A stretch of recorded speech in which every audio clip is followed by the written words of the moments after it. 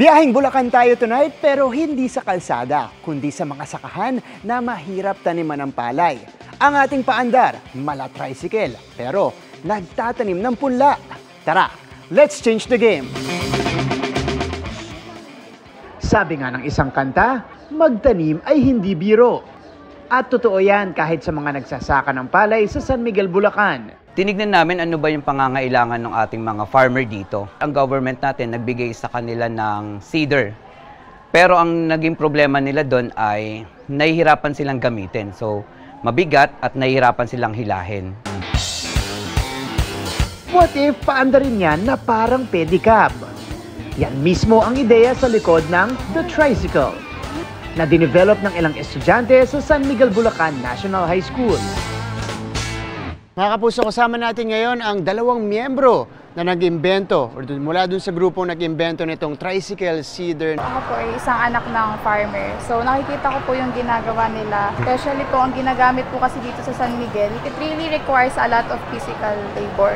Kailangan po mag-hire ng 3 to 4 workers. To solve that po, naisip po namin yung concept na gawing motorized po siya, and then yung pipe po na is merong even spacing para po yung mga binhe is di mag-aaway sa nutrients. Ayun yung keyword dyan, evenly distributed. Bakit naman malabike? Tatlo po yung gulong. Parang ginawa lang po namin innovative. And for mobility din po. 4 months itong pinag-aralan at binuo ng kanilang grupo. Dito po natin lalagay yung palay. Pag umikot po ngayon yung gulong, makikita po natin, iikot din po siya. Dito po siya sa mga hole, malalaglag. Sa isang ganito po, kaya po niya maglagay ng 2 kilos. 2 kilos? Yes, okay lang to.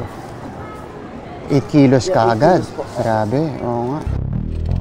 Pero paano nga ba ito paganahin? Ito po, friction clutch po siya. Okay. So kapag po binabahan mo na, iikot po to. Iikot po to. So may kadyan po dito, iikot din po yung gulong. Pag umikot po yung gulong, kasabay din po yung hopper. Doon po magbabagsak po ng seat. Sobrang bagal lang po niya para po maging accurate po yung labas ng seat natin. Bukod sa pantay na distansya ng mga tanim, isang tao lang ang kailangan para paganahin ito. We conducted a survey for 20 farmers. And based po sa rating po is excellent quality. Meron pong operator seat, comfortable, and maganda po yung mobility. Subukan naman natin. It's really comfy and easy to use and effective. We would like to convert it into wet seeder, na kung saan kahit wet na yung land, pwede pa rin siyang gamitin ng mga farmer.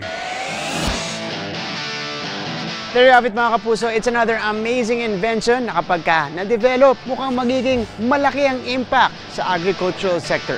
Para sa GMA Integrated News, ako si Martin Javier, changing the game!